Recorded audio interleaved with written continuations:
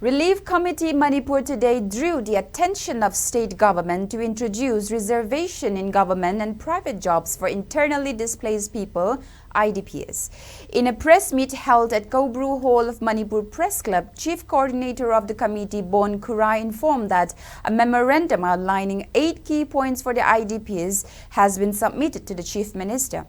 The memorandum includes demands for IDPs from Jiribam to have access to CMHT cards at major hospitals for their treatment and for the establishment of a guest house for IDPs.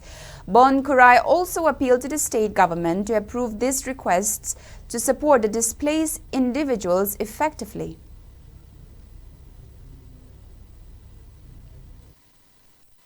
Demands to stop the ongoing attack by armed militant and miscreant in the state with immediate effect. Anisuba points to provide equal and fair remuneration to the IDPs languishing in relief camps of valley areas and Jiribam.